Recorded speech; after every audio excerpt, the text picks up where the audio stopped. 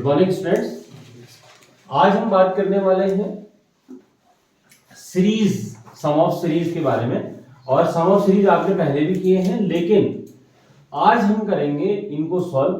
Using user defined function, और उस पर भी हम यूज करेंगे आर्ग्यूमेंट एंड रिटर्न मेथड, है ना। तो इस मेथड से इन सीरीज का सम, हालांकि आपने पहले भी ये लूप वाले चैप्टर में कवर अप कर लिए हैं, तो आप वहां जाके भी देख सकते हो। और साथ ही साथ हम आज बात करेंगे sum of series using argument and return method, and these argument and return method is user defined method, right, user defined method. So that सबसे पहले वाला प्रोग्राम अगर हम इसे देखते हैं, क्वेश्चन नंबर 1 में देखिएगा, ये क्या है, सम निकालना है, यानी s कैलकुलेट करना है। This is factorial of 1, right, factorial of 1 plus factorial of 2 of, है ना, factorial of 3 and factorial 4 up two factorial of n। That means n क्या है, एक ऐसा नंबर है जो यूजर से शायद हमें लेना पड़ेगा, या आप कह सकते हो नंबर ऑफ टर्म्स, या इसके लिमिट, जो भी आप इसको समझ सकते हो। तो मींस n नंबर्स तक के, है ना, जो भी है n नंबर्स तक के जो भी नंबर्स आ रहे हैं उनके फैक्टोरियल का आपको सम कैलकुलेट करना है, पहला क्वेश्चन। तो सबसे पहले इसको सॉल्व करते हैं। देखिए, तो इसको सॉल्व करने के लिए हम बात करेंगे हैश इंक्लूड, ये तो आपको सबसे पहले ही पता ही है, वॉइड मेन से पहले लगते हैं, है ना, दिस इज हेडर फाइल। अब आ जाते हैं हम,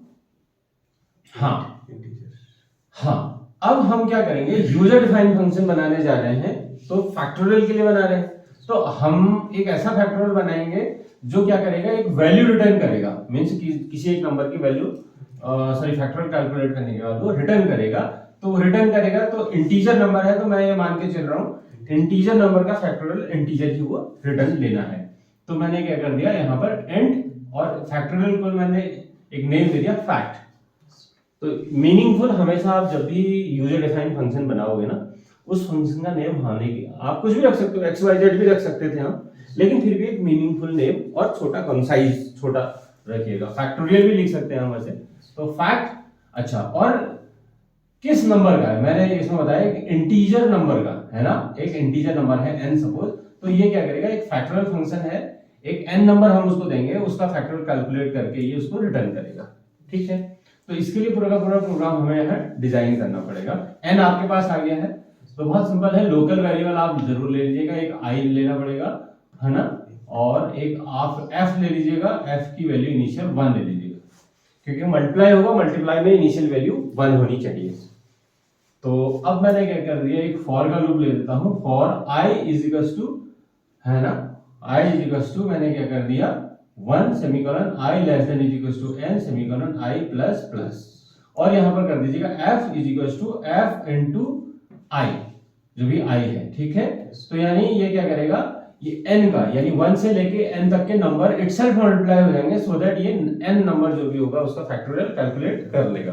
फैक्टोरियल कैलकुलेट होने के बाद अब आप इसको वापस कर दीजिए, किसको, जो इसको कॉल करेगा, है ना, हम हालांकि इसको वॉइड मेन में कॉल करेंगे, सो दैट ये क्या करेगा, रिटर्न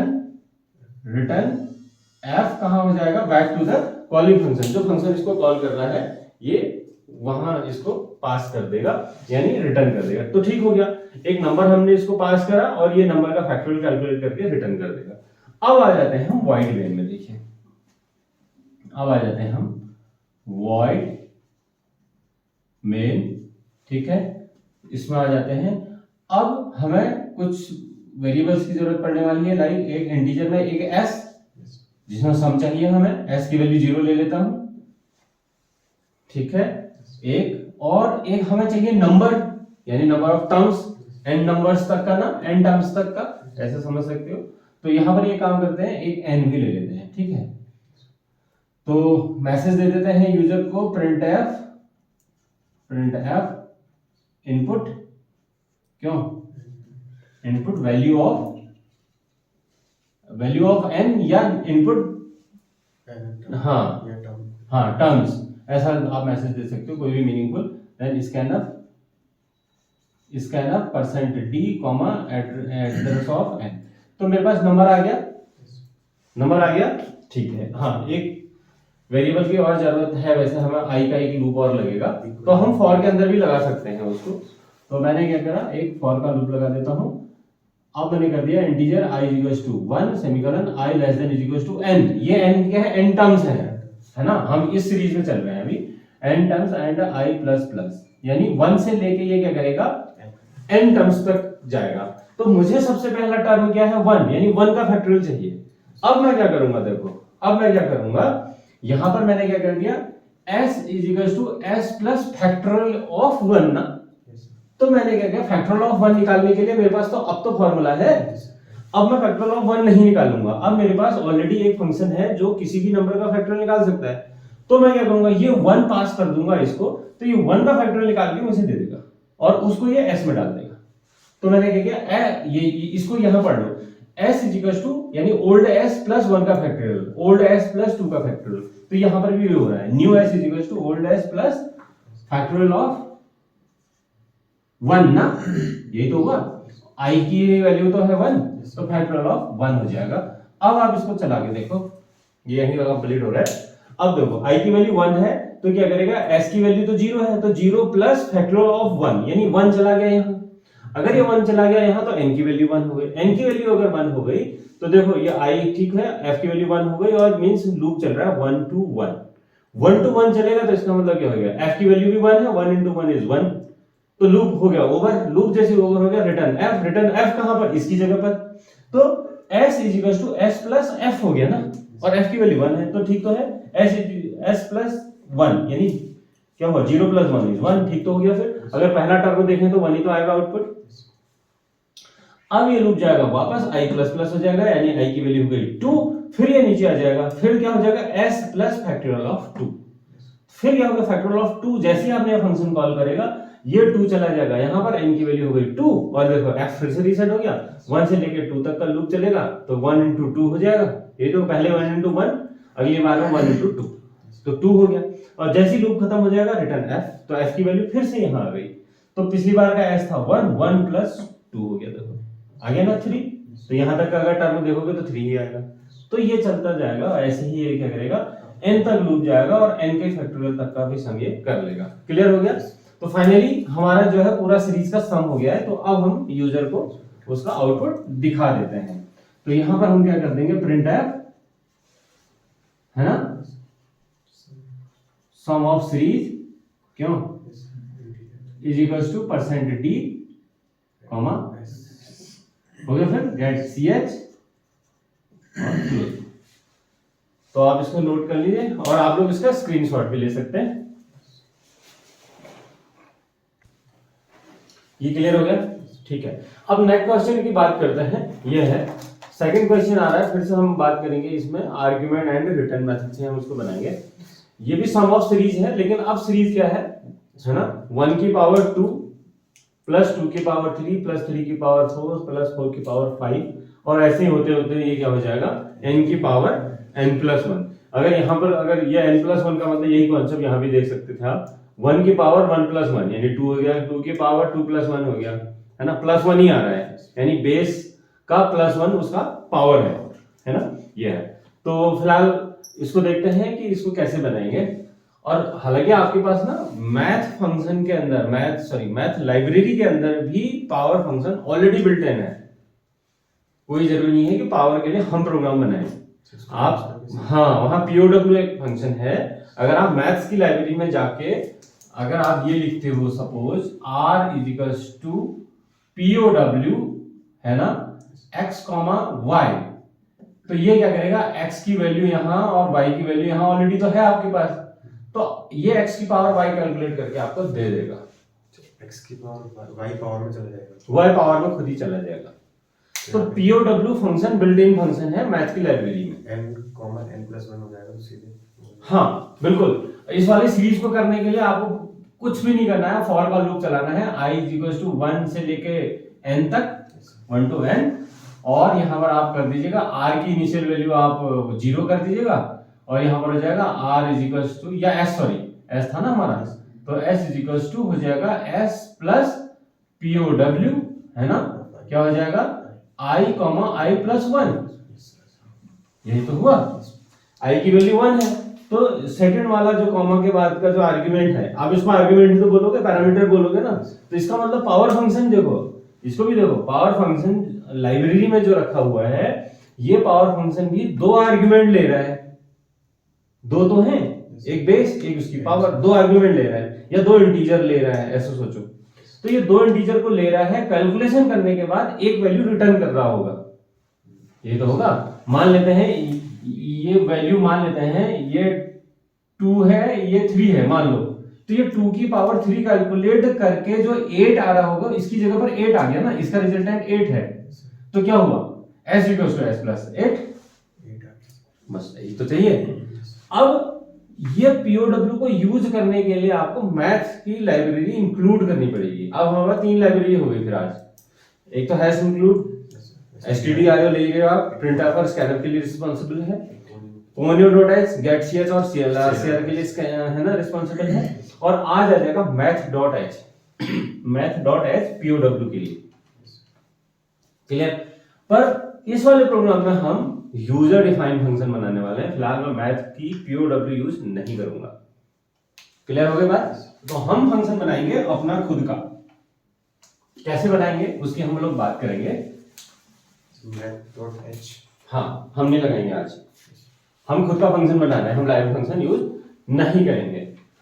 तो इसको करने के लिए हैश इंक्लूड, ये तो कंफर्म ही है आपको, ठीक है, हैश इंक्लूड आप लगाइएगा। फिर आ जाएगा, अब मैं अपना खुद का फंक्शन बना रहा हूँ पावर का, इंटीजर POWER कर देता हूँ, POW तो ऑलरेडी है,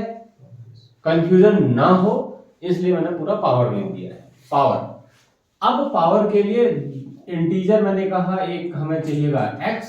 है ना, और एक इंटीजर में ही मैंने कर दिया y, यानी ये फंक्शन बन रहा है। अब आप देखो, ये मेरा फंक्शन है या आपका फंक्शन आप बना रहे हो, तो ये क्या करेगा, 2 आर्गुमेंट्स लेगा, प्रोसेस करने के बाद एक इंटीजर वैल्यू रिटर्न करेगा, ठीक तो है। ये 2 आर्गुमेंट हो गए, ये हमारा बेस हो जाएगा, ये हमारा पावर हो जाएगा।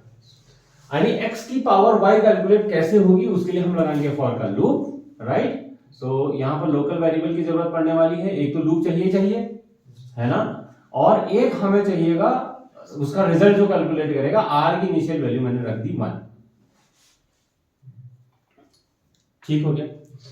अब बढ़ते हैं आगे, फिर से एक फॉर का लूप लगाते हैं, i इक्वल्स टू मैंने क्या कर दिया, है ना, i की वैल्यू मैंने क्या कर दी 1 सेमीकोलन i। अब देखो पावर का मतलब क्या है, x की पावर y का मतलब क्या है कि x will multiply itself y times, यानी कोई भी एक प्रोसेस जो है y टाइम्स रिपीट हो रही है, सो दैट लूप लगेगा y का, x का नहीं, x तो एक नंबर है और वो कांस्टेंट है ना। तो मैंने क्या किया, i equals to 1 semicolon i less than और इक्वल टू y टाइम का लूप हो गया, देखो 1 से लेकर y टाइम्स चलेगा ना, और ये हो जाएगा i प्लस प्लस, ठीक। और यहां पर मैं कर देता हूं r is equal to r into वो नंबर यानी x, ठीक है, ये x है ना, r इंटू x, ऐसा आप कर सकते हो, ये हो गया, और ये लूप यहीं क्लोज हो गया। इसको कैलकुलेट करके देख लेते हैं थोड़ी देर के लिए। मान लो ये वैल्यू है 2 है, ये वैल्यू है 4, तो इसका मतलब क्या है, 2 की पावर 4 निकालनी है। i तो ठीक ही हो गया, r की वैल्यू 1 हो गई, i का लूप जो है 1 से लेके y तक, यानी 1 से लेके 4 तक जा रहा है, ठीक। इसको समझो, r की इनिशियल वैल्यू 1 है, तो सबसे पहले क्या होगा 1 इंटू एक्स, है ना, 1 इंटू एक्स, ठीक है। तो x की वैल्यू तो 2 है, तो 1 इंटू 2 इज 2, यहां पर थोड़ा छोटा सा 2 भी लिख देता हूं, ठीक। अब ये लूप जाता है वापस, i की वैल्यू हो गई, i की वैल्यू 2, फिर नीचे आया, ठीक, i लेस देन y तो है ही, अंदर आ जाओ। अब क्या हो जाएगा, r की वैल्यू तो 2 कर दी थी आपने पिछली बार, तो 2 इंटू 2 हो गई 4, ठीक। वापस चले जाओ, i की वैल्यू हो गई 3 लेस देन इक्वल टू 4 तो है ही, अंदर आ जाओ। फिर r की वैल्यू तो 4 हो गई थी, 4 इंटू 2 8 हो गई, ठीक हो गया। इसकी वैल्यू हो गई अब 4 का मतलब है अब लास्ट राउंड में आ गया, देखो r है ना, देखो ये y की वैल्यू भी 4 है, तो i लेस देन और इक्वल टू y, तो लास्ट राउंड में है ना, लेस देन तो नहीं है पर इक्वल टू y हो गया है। अब अंदर आ जाएगा, r की वैल्यू पिछली बार 8 हो गई थी, 8 इंटू 2, ठीक 16 हो गया। फिर इसकी वैल्यू हो गई 5, किसकी, i की value, but i less than और इक्वल टू y तो है ही नहीं, तो लूप हो गया फेल। तो कुल मिला के r की वैल्यू कितनी निकली, 16 निकल गई ना, r की वैल्यू 16 निकल गई, ठीक हो गया। अब बढ़ते हैं, इसका मतलब है x की पावर y कैलकुलेट हो चुकी है ना, रिजल्ट मिल गया ना। हम इस आर को कर देते हैं रिटर्न, किसको, जो पावर को कैलकुलेट करेगा या कॉल करेगा। तो मैंने क्या कर दिया, return r back to the calling function, बस आर चला गया वापस। क्लियर हो गया, क्लियर हो गया। तो हमारा एक तरीके से, जैसा हम कह रहे थे कि लाइब्रेरी में एक फंक्शन है जिसको हम 2 नंबर देंगे तो वो हमें एक रिजल्ट दे देगा, ये उसी तरीके का फंक्शन बन गया है, ये यूजर डिफाइन, ठीक, हमने बनाया है। अब आ जाते हैं हम फिर से void main, आपको तो पता ही है डिफॉल्ट फंक्शन है, every program should have void main, है ना, without main your program will not execute, right. So that आप देखते हैं फिर से n टर्म्स तक है, तो हम क्या करेंगे, एक इंटीजर में ले लेते हैं, एक i का लूप तो चाहिए 1 से लेके n तक, और n हमें चाहिए, n लिमिट कौन देगा,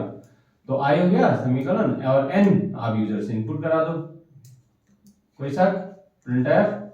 यहां पर कर दो इनपुट लिमिट या वैल्यू ऑफ n, जो भी लिखते हो आप, वैल्यू ऑफ n, ठीक हो गया, scanner %d, address of n number आ गया आपके पास,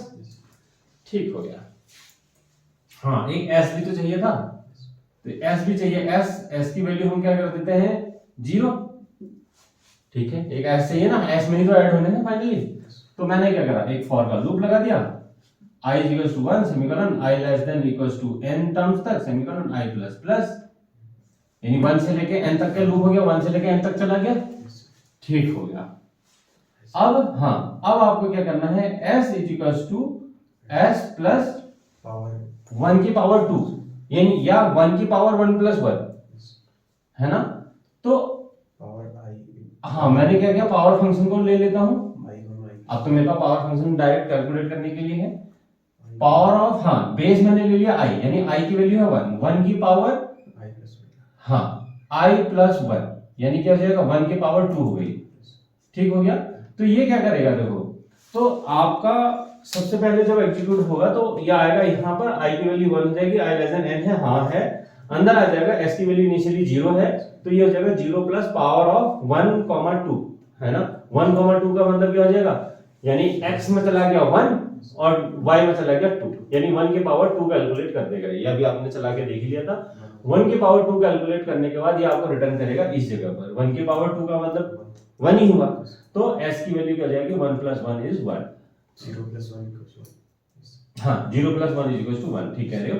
फिर ये वापस जाएगा और i की वैल्यू हो गई 2, फिर ये अंदर आ जाएगा, ओल्ड s प्लस हो जाएगा 2 की पावर 3, फिर से यानी 2 और 3 पास हो गए हम, ये पास हो रहे हैं ना, ये वैल्यू तो यहाँ जाएगी क्योंकि ये कैलकुलेटर है, तो 2 और 3 चला गया, ये 2 हो गई, ये 3 हो गई, यानी ये 2 की पावर 3 8 निकाल के दे देगा ये यहाँ पर, इसकी वैल्यू 8 हो गई, यानी पिछला 1 प्लस 8 इज इक्वल टू 9, तो ऐसे ही होता रहेगा, ठीक हो गया, यानी n टर्म्स तक का ये कैलकुलेट कर देगा। फाइनली आप लूप के बाहर, है ना, लूप के बाहर आप लिख दोगे प्रिंट f, है ना, sum of series equals to %d, s, ये हो गया गेट ch, क्लोजिंग ब्रेस। तो क्लियर हो गया,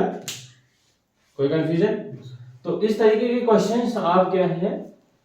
यूजर डिफाइंड मेथड से भी आप बना सकते हो, खुद का मेथड आप बना सकते हो, और आपको अपना खुद का फंक्शन एक ही बार बनाना है और आप इसको मल्टी टाइम या मेनी टाइम यूज कर सकते हो, एक ही प्रोग्राम में आप इस फंक्शन को यूज कर सकते हो, है ना। तो ये इसका बेनिफिट है कि फंक्शन बनाओगे आप एक बार